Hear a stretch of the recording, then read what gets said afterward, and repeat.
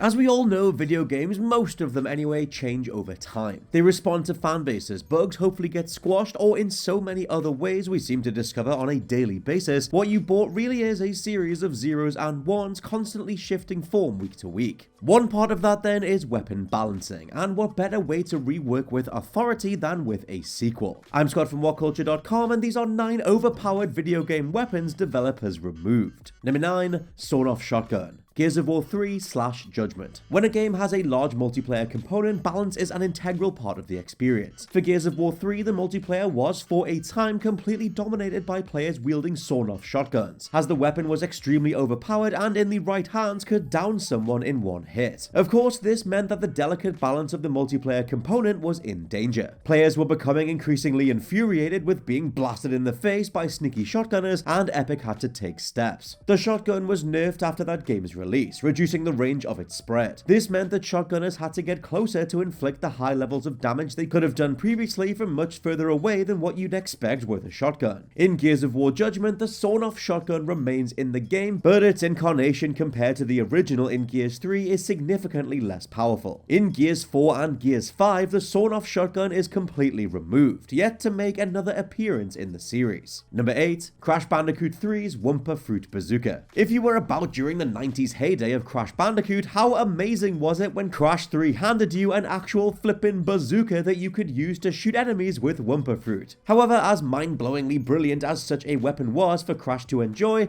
it was also ridiculously overpowered. It meant that you no longer had to rely on the intricate platforming, jumps, spins, and slides to dispatch your enemies. Instead, you could simply stand at the edge of the screen, aim at the enemies, and blast them away one after the other. By the time Crash Bandicoot 4 It's About Time rolled over about a decade later than Crash 3, the OP Wumpa Fruit Bazooka was nowhere to be seen. Nope, instead the developers decided to go down the sadomasochistic route and make Crash 4 possibly the hardest game in the series, and yet they never thought that a bazooka would make for a suitable reward if you put up with all that collectible chasing in the first place. Still, we've got those fond memories of going back to every single standard on-foot level in Crash 3 and just using the bazooka to blast everything in sight. Good times. Number 7, the 5.7 pistol. Splinter Cell Conviction/Blacklist. The 5.7 pistol is a staple in the Splinter Cell series, appearing in many of the earlier titles and rapidly becoming a bit of a fan favorite. Then came along Splinter Cell Conviction and Blacklist, upending the way things used to be. See, in Conviction, this trusty 5.7 was adapted to the new mark and execute mechanic, letting you auto-target up to 4 enemies with an attached reflex scope. Hit one button and just take them all out. Obviously, this became a bit OP, as you just wipe entire rooms in one go, over and over again. So in Splinter Cell Blacklist, Ubisoft nerfed the weapon down to just 3 auto kills instead. While Sam Fisher, Splinter Cell's stealthy, shadowy green goggle enthusiast, is no doubt a damn good spy and killer, the ability to take down 4 people at the same time is just a smidge too overpowered, making the game a lot easier than it probably should be. This skill was damn fun to use though. Hopefully in the recently announced continuation of the Splinter Cell series, they can take pity on us and give us the trusty 5.7 pistol we all deserve and need. Number 6, M6D Personal Defense Weapon, Halo Combat Evolved.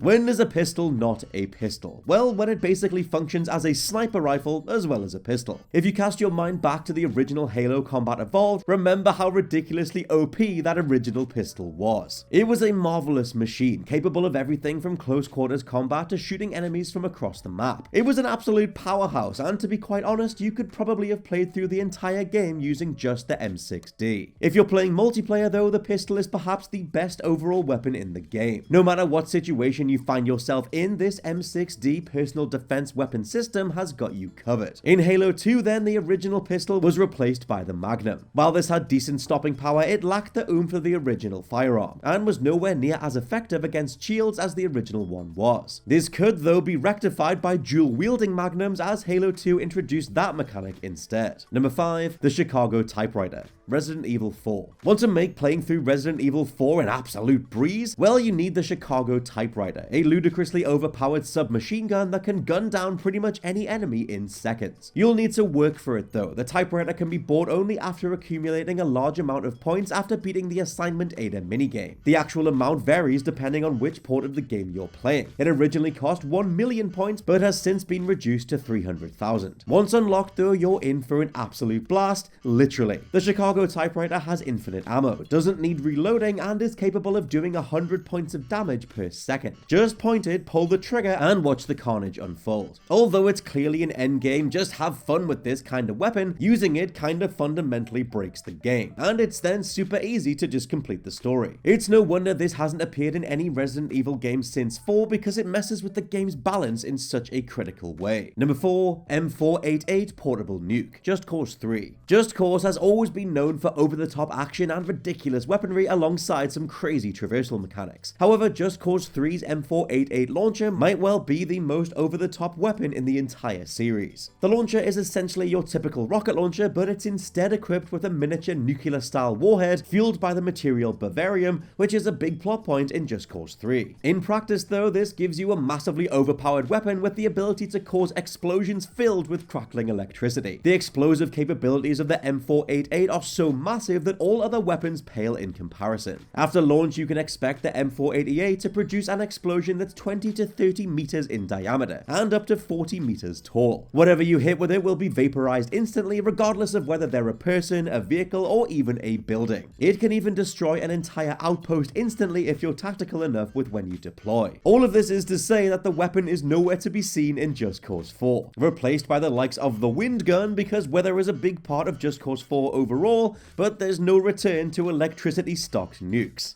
Number 3, the Gjallarhorn, Destiny. In the original Destiny, there was one weapon that completely dominated the game's endgame activities for a significant amount of time. That weapon was the Gjallarhorn, the exotic rocket launcher, which was so powerful it was for a time completely impossible to complete certain higher game activities without it. Many games even had Gjallarhorn required on their listings, otherwise people would kick you from the servers. In practice, this rocket launcher was an extremely effective, high damage and high accuracy weapon that could be used at all ranges. It was capable of felling most enemies extremely quickly and made bosses significantly easier too. The Gjallarhorn's dominance in the game's endgame content forced Bungie's hand though, and it was quietly pulled from sale to ensure that other weapons had a chance to be used, keeping games accessible to all players. It returned later in Destiny 2, but was significantly nerfed compared to its original incarnation. Number 2, the Alien Blaster, Fallout 3. In a game where you can literally carry around a rocket launcher that fires miniature nuclear warheads, you wouldn't think that a tiny little alien blaster would be able to compete. The Alien Blaster from Fallout 3 though is possibly one of the most overpowered weapons in the entire franchise. This is purely because every single hit that it emits is a critical one. Combine that with decent shooting speed, and hitting an enemy in the head is basically a complete one-hit kill every single time. There's just one problem with the blaster. It takes unique alien power cell ammunition, which is quite scarce across the wastelands of Fallout 3. So pick your shots and maybe save the blaster for whenever a Deathclaw or super mutant behemoth rocks up. In Fallout 4, a completely different version of the alien blaster appears. Different in appearance and its abilities, the incarnation in Fallout 4 is much weaker than its Fallout 3 incarnation, which is probably fair enough as the original was so strong it was almost breaking the game. And number 1, the Metal Blade, Mega Man 2. The Mega Man series gives you plenty of powers to play around with, and generally a boss is weak to one of these powers. However, in the case of Mega Man 2, the Metal Blade is so overpowered it's actually the weakness of multiple bosses, including the boss that you take it from. The Metal Blade barely uses any energy, can fire in all 8 directions, moves very fast, and is extremely damaging against a lot of the enemies across the game. Given Mega Man 2's extremely high level of difficulty the first time you play through, having access to a weapon like the Metal Blade can be a saving grace for new players. The weapon has appeared again in the Mega Man series in various forms, but it's generally wielded by enemies and you don't get access to it, as it kinda breaks the whole progression of any individual installment. And those are just a handful of various overpowered video game weapons that had to be removed. Let me know your favorites down in the comments below, and please subscribe to the What Culture Gaming podcast. For now, I've been a pretty ill Scott from WhatCulture.com, and I'll catch you soon.